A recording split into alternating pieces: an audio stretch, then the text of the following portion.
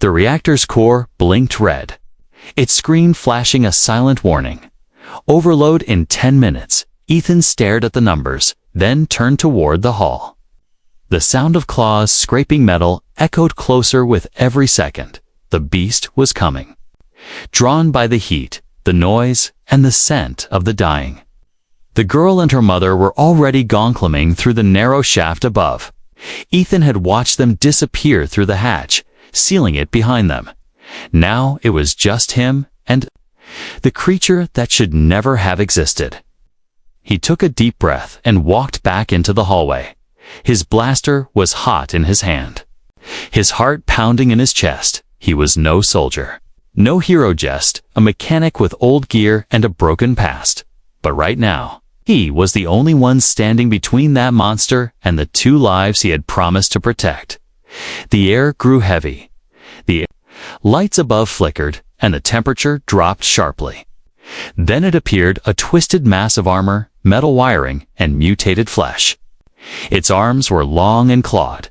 Its legs bent in odd angles. Parts of its body still wore the remains of a lab coat, melted into its skin. Its face was a mess of broken masks, with one glowing eye that tracked Ethan without blinking. Ethan raised the blaster and fired. The bolts hit the beast's shoulder, burning a chunk of flesh, but it didn't stop. It roared, a horrible wet sound that shook the hallway.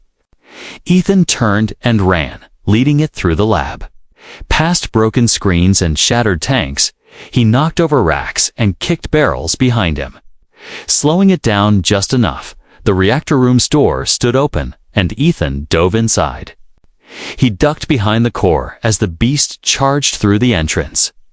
It hesitated, sniffing the air, sensing the danger.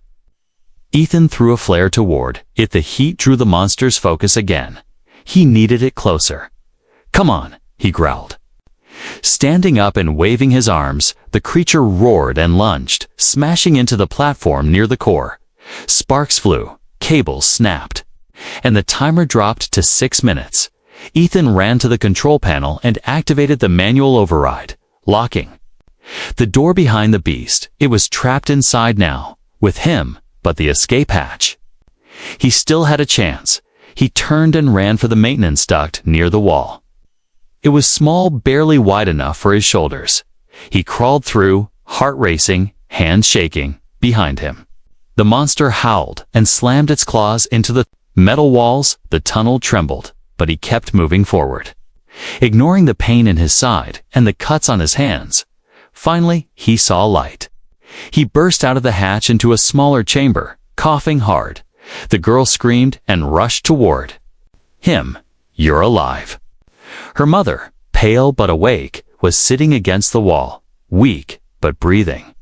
Ethan smiled, but it faded fast. "We need to move now," he said, pulling them both toward the far door, above them. The explosion would come soon.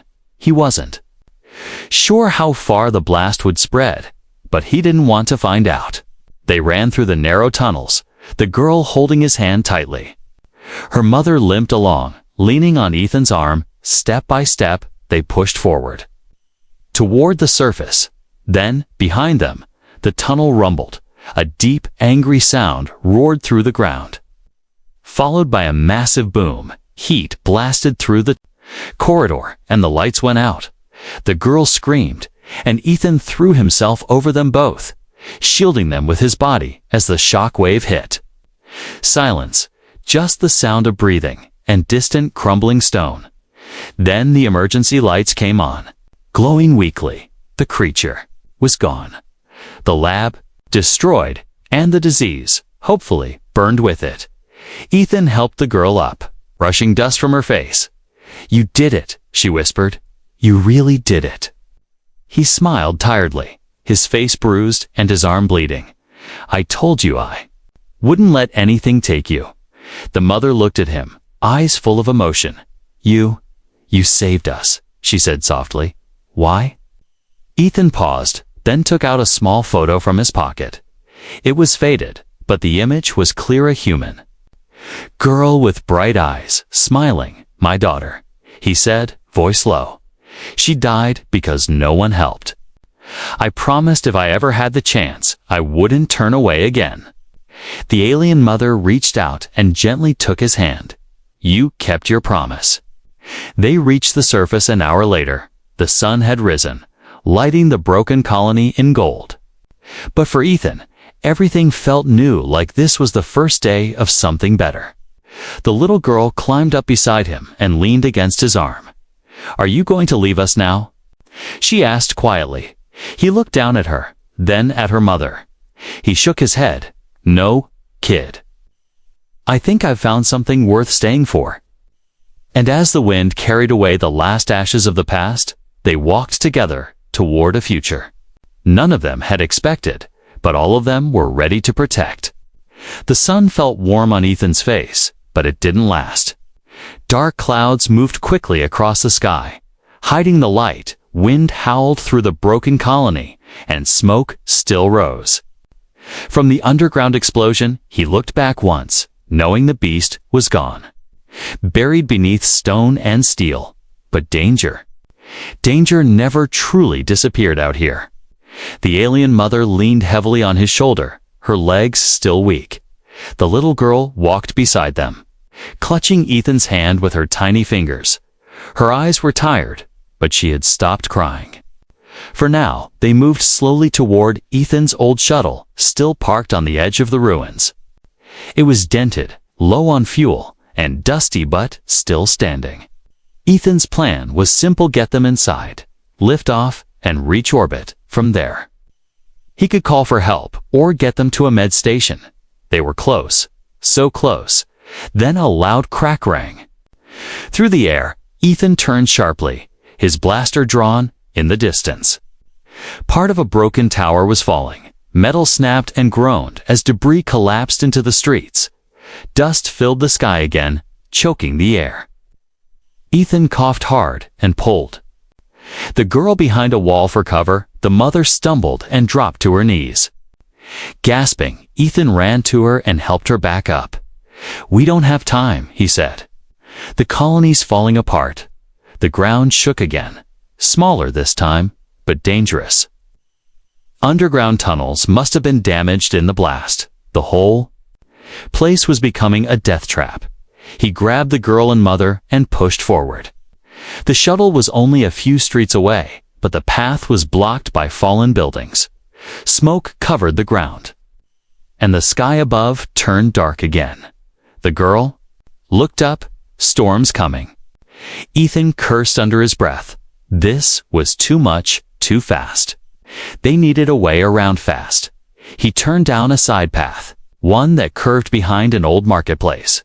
They passed broken vendor stalls, hanging signs and shattered glass. It looked like a place where families once walked. Now it was a graveyard. Still, it was the fastest way to the shuttle. Suddenly, the mother collapsed again, her legs giving out. Ethan caught her before she hit the ground. She was breathing hard, sweating, her strength fading. The cure had helped, but her body was still weak from all the damage. He gently laid her down on a clean piece of stone and pulled a water pouch from his pack. She sipped weakly, her hands shaking. Leave me, she whispered. Save my daughter. No, Ethan said, voice firm. We stay together. The little girl's eyes filled with tears. I don't want to lose Mama. Ethan looked around and spotted a rusted exosuit frame leaning against a wall. It was broken, but maybe not. Useless. He ran to it, checked the power cells dead, but the frame was still strong. He worked quickly, using straps and tools to fix it just enough for carrying weight. Then he gently lifted the mother and placed her into the suit's back. Harness, it groaned, but held. Now Ethan carried the frame on his back, her arms around his shoulders. Her body was still, but her breath brushed his neck. The girl followed closely, never letting go of his belt. Together, they moved again. Slower, but they moved. Thunder cracked above. The first drops of rain fell cold and hard. It quickly turned into a storm, wind pushing dust and water into their faces. Lightning lit the sky, and thunder roared like the beast all over again. Finally, they reached the shuttle. Ethan activated the ramp and hurried inside. The girl followed, coughing from the dust. He laid the mother down on a bench and covered her with a thermal blanket. The shuttle shook in the wind, but it still worked barely. He rushed to the controls and started the engines. They hummed weakly, warning lights flashing. The fuel was low, very low, but maybe, just maybe, it would be enough. The girl sat beside her mother, holding her hand tightly. "Please.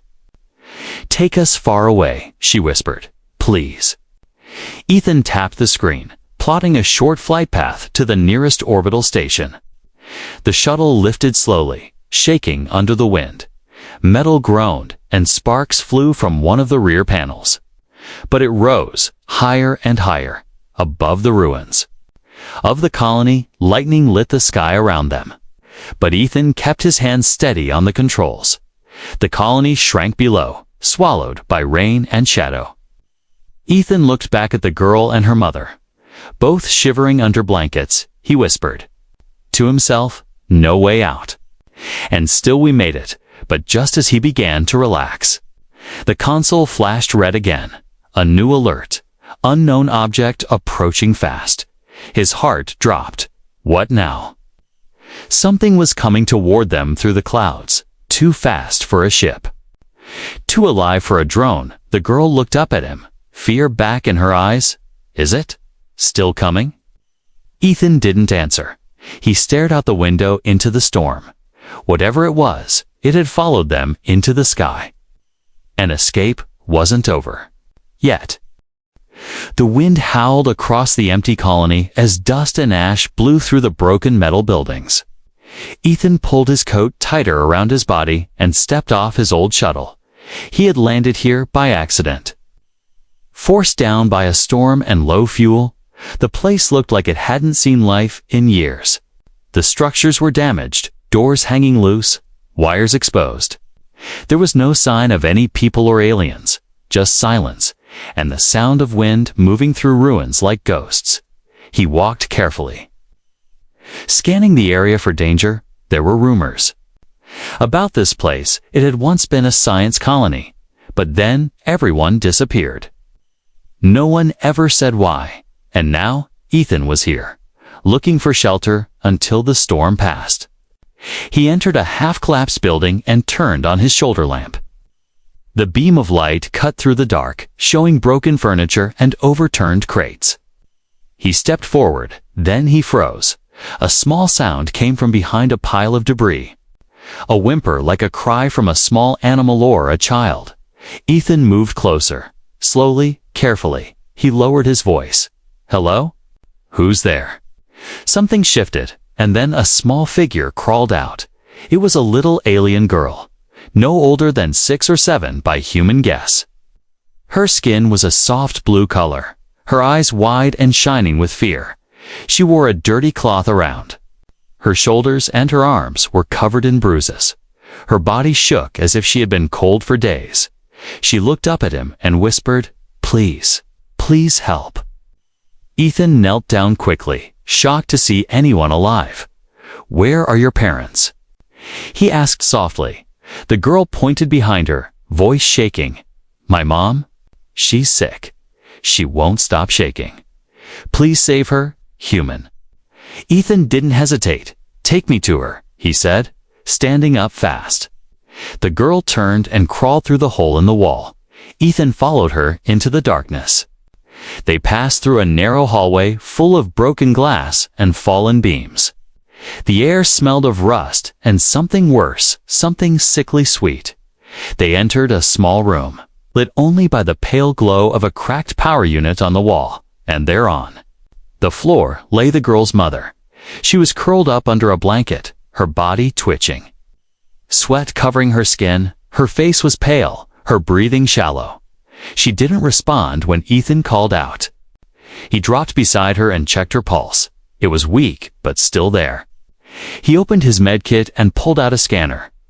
The results came back with warnings in red text: unknown infection, spreading rapidly through the bloodstream, her temperature was too high and her nervous system was under attack.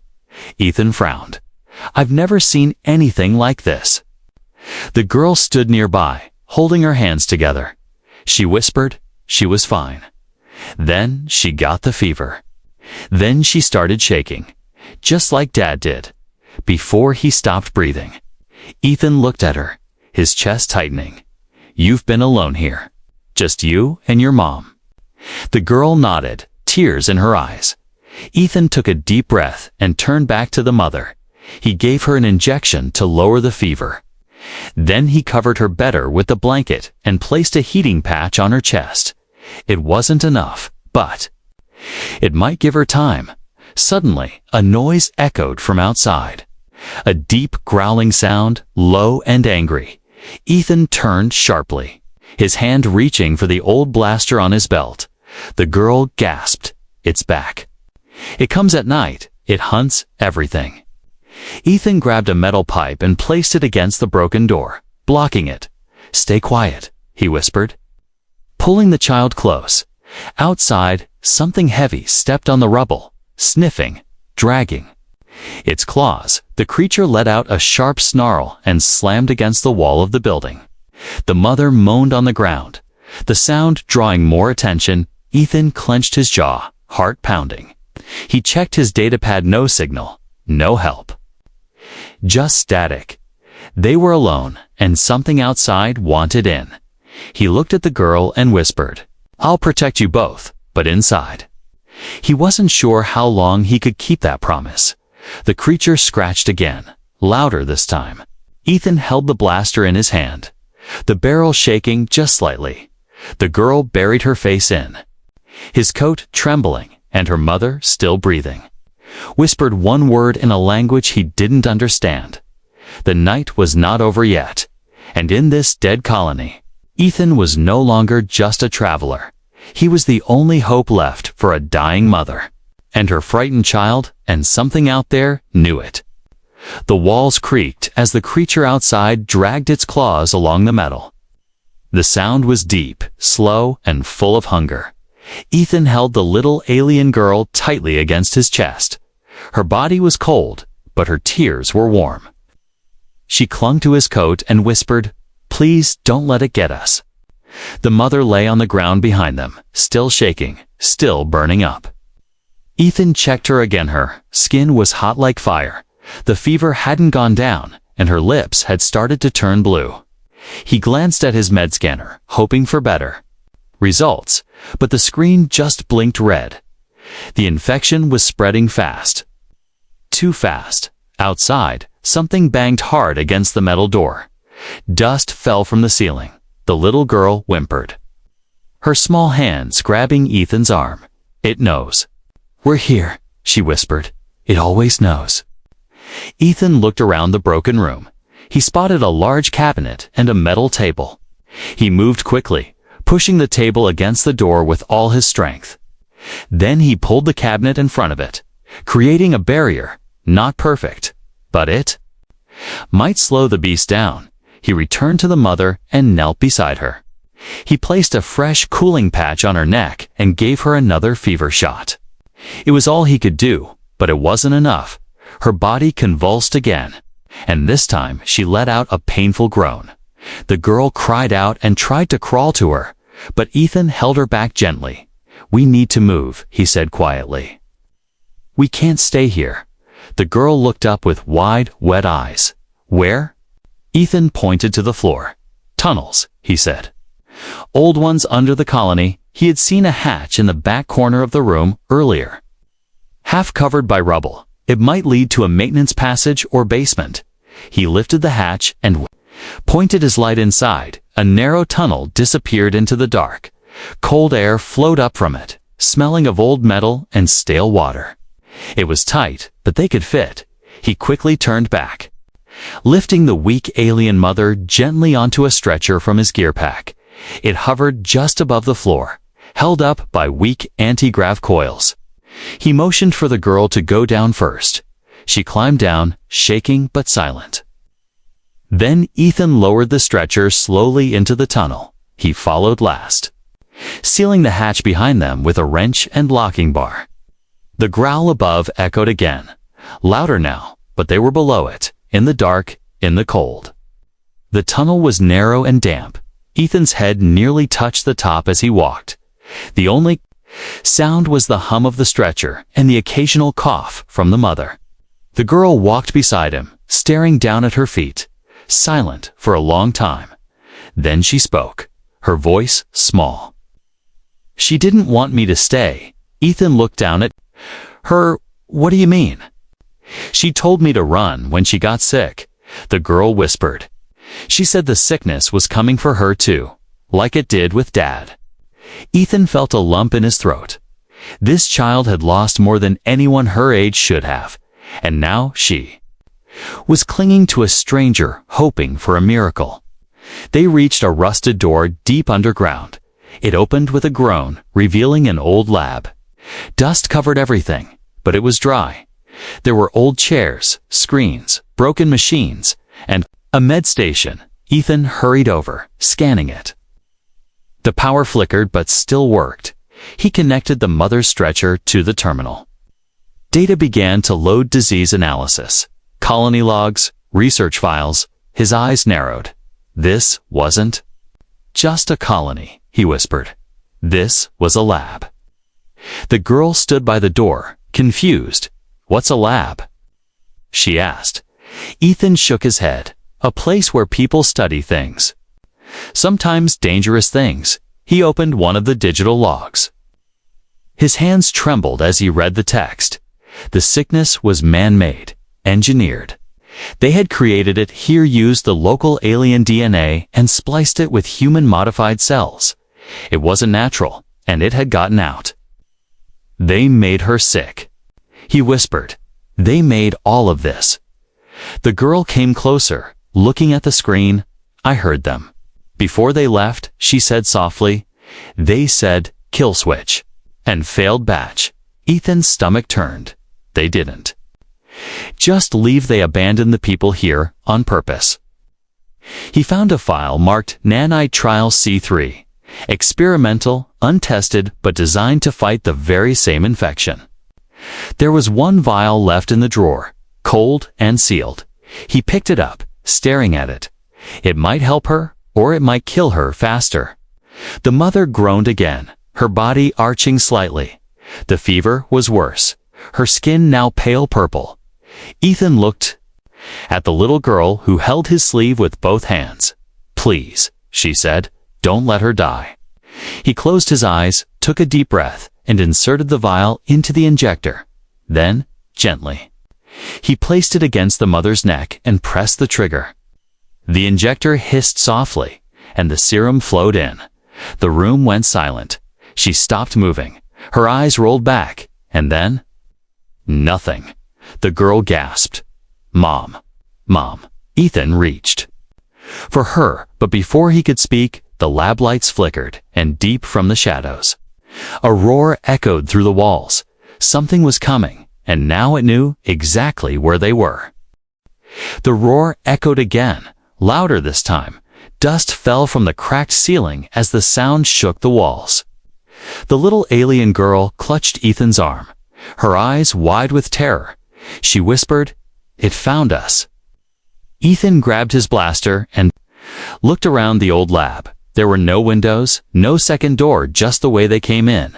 The infected mother lay still on the stretcher, her breathing shallow. The injection hadn't killed Herb, but it hadn't cured her yet either. "We can't stay here," Ethan said, his voice tight. The girl looked at her mother. "We can't leave her either." He nodded, already lifting the stretcher into hover mode. The beast was coming, and they had seconds at best. He looked at the girl. "Hold on to my belt and don't let go." She did exactly as he said, holding tight as they moved into the tunnel. Behind them, the lab door buckled with a loud crash. Another roar followed, full of rage and hunger. Ethan ran, guiding the stretcher and the child through the tight passage. The tunnel twisted and dipped deeper underground. It was dark, cold, and filled with strange smells. The walls were wet. and something dripped from above, thick and oily. Suddenly, they reached a crossroad 3 tunnels ahead. Ethan hesitated, unsure which way to go. The creature behind them growled again, was close. The girl tugged his coat and pointed that way. I remember that smell. Ethan didn't ask how she knew. He just trusted her. They turned down the middle tunnel and kept running. The stretcher floated just above the ground, barely making a sound, but the girl was crying now, trying to keep up. Her legs were small, and the floor uneven. Ethan paused, scooped her into one arm, and kept going. Her head pressed against his chest. I don't want to die down here. You won't, he whispered. Not while I'm breathing. They turned another corner and reached a large, circular room. It looked like an old control center, rusted panels, broken screens. Ethan set the girl down and moved quickly too. Sealed the door behind them. He found an emergency latch and pulled it, causing a heavy steel door to slide shut. It locked with a hiss, but he knew it wouldn't hold forever. The mother moaned softly on the stretcher, her fingers twitching. Ethan rushed to her side and scanned her again. The nanites were working. They had slowed the infection. Her temperature had dropped, and her pulse was stronger. But she still wasn't awake. Then the child asked in a small voice, "Why are you helping us, human?" Ethan paused, staring at the scanner. He thought about the photo in his pocket, his own daughter. "Lost long ago in a raid," he whispered. "Because someone once helped me. I couldn't repay them." Suddenly, the ceiling above them groaned. Something was climbing across it, fast and heavy. Ethan's heart pounded. "It's above us." The girl backed up, hiding behind an old console. Ethan moved slowly, scanning the ceiling with his blaster. Then a crash. The ceiling burst open, and the creature dropped down. It was huge, part beast, part machine, part nightmare. Its body was covered in metal plates and wet, pulsing flesh. Its eyes glowed with red light, and long claws clicked against the floor. The child screamed, and the mother twitched in response. Ethan fired 3 shots. Blaster bolts hit the creature's chest, but it barely flinched. The beast lunged forward, knocking over a console. Ethan rolled to the side and grabbed a flare from his belt. He lit it and threw it at the beast's face. The flash of light stunned it for a moment. He yelled to the girl, "Hide! Stay down!" Then he grabbed a fire extinguisher from the wall and sprayed the beast. Thick white clouds filled the room, blinding them both.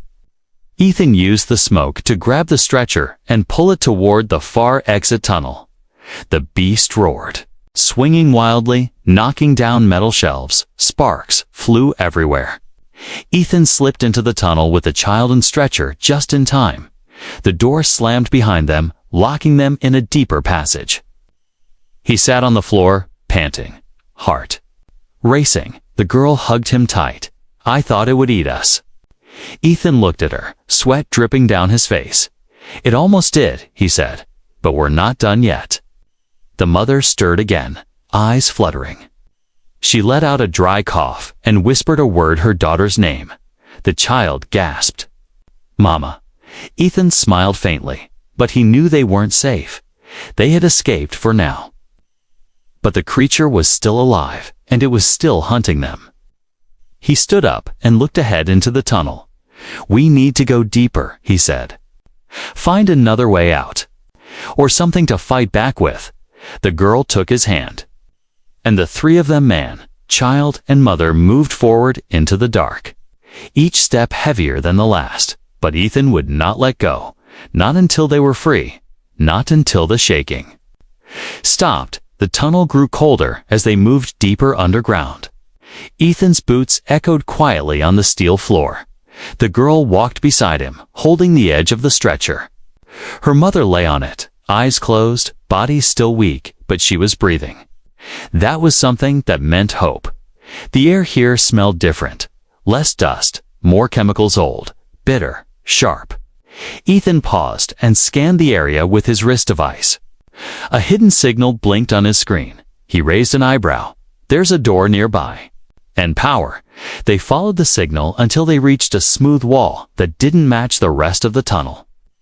Ethan brushed away the dirt and found a hidden panel. It lit up at his touch. The girl watched with wide eyes as the door slowly slid open, revealing a dark hallway beyond. Inside, the walls were clean, white, and covered with unreadable alien text. Flickering lights glowed on the ceiling, casting strange shadows. Ethan muttered. This wasn't part of the colony. This was sealed off. They stepped inside, and the door shut behind them. The air became warmer. Humming softly with hidden machines, Ethan moved carefully, passing rooms full of dusty equipment. Medical stations, sealed cabinets, broken screens. It looked like a secret lab, one never meant to be found, in one room. They found glass tubes lined along the walls. Some were shattered, others still glowing faintly with blue light. The girl shivered and held tighter to Ethan's side. "I remember this place," she whispered. "They brought Mama here once." Ethan turned to her. "Do you know what they did?" She nodded slowly. "They made people sick." Then watched. Like it was a game, Ethan's jaw tightened. This wasn't just a lab, it was a testing facility. They had used innocent people like the girl's mother for cruel experiments. And when things went wrong, they sealed the place and ran, leaving the survivors to die alone. He found a working terminal and activated it. Files loaded slowly, old data coming to life. Logs, reports, test records, law marked classified. Ethan tapped through them, trying to understand the disease. The infection wasn't natural, it was synthetic. Made from alien DNA and human tech, it was designed to break down nerves and brain signals, causing tremors, fever, and madness. But something had gone wrong. It mutated, spread faster, became uncontrollable. Then he found a personal log from one of the lead scientists. It read, "We tried to control it. We failed. Subject 0 broke containment. Kill switch ineffective. We sealed the facility and evacuated. May the stars forgive us." Ethan stared at the screen, his fists clenched. Subject 0. He whispered, "That thing hunting us sits." The first one, the girl hugged her arms. It lived here before. Now it follows us everywhere. Ethan backed away from the screen and searched the drawers nearby. He found a small case with red markings. Inside were 6 sealed syringes labeled Nan-Nite Cure. Trial series. He picked one up, checked the DITT was still viable. He injected a second dose into the girl's mother. Watching as her color improved, it wasn't a full cure, but it was helping. Suddenly, a screen flickered on. Showing a blurry hallway camera, a massive figure moved. Through the tunnel they had been followed. The beast was coming again, sniffing for them. Ethan cursed under his breath. "We need to trap it." He opened another door and found a reactor room. A large fusion core stood in the center. Still humming, there were wires, coolant pipes, and pressure valves enough to create a deadly explosion. He looked at the girl and said firmly, "We're going to lure it in here and blow the core." She looked terrified. "What about us?" "There's an escape hatch," he said, pointing to a narrow shaft on the map. "You and your mom will go first." "But what about you?" she asked. Ethan forced a smile. "I'll be right behind you." "I promise." The mother stirred, weak but awake now. Her voice was dry and soft. Who are you?" Ethan knelt beside her, just someone trying to fix what others ruined. She stared at him, confused but grateful. Then her eyes widened as a distant roar echoed through the hallway. It was close, too close. Ethan turned to the girl. "Help me get her up." They moved quickly, lifting the mother onto the stretcher again and rolling it toward the shaft.